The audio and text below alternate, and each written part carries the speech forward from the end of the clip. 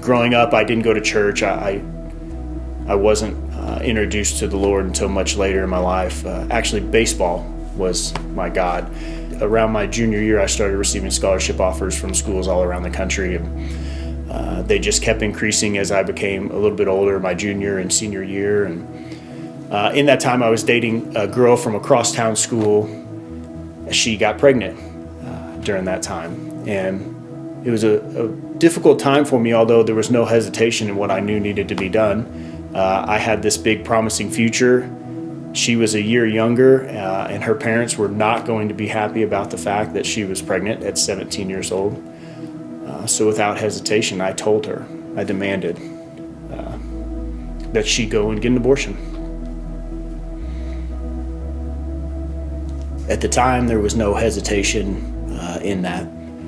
I knew that I was going on to the next level, and it really was not until years later that I would have to deal with the consequences for my actions.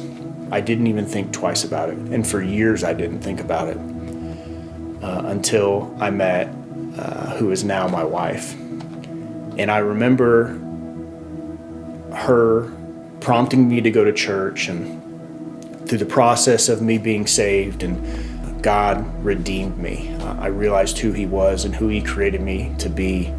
And it wasn't until I started walking through that sanctification process I realized there were sins in my life that I hadn't dealt with. I remember as I asked Alicia to marry me, I felt this deep conviction that there were some things that I needed to share with her.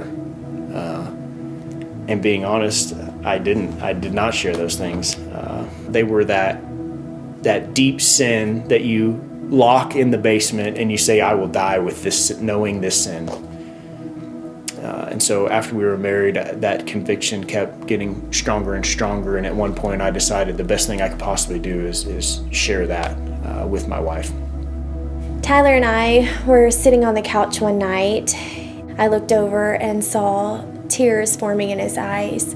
I asked him what was going on, and he just kind of started talking to me about some of his past. That's when he shared with me about the abortion. I just remember my heart just sinking. I couldn't even imagine the hurt and the pain that he had been struggling with for so many years.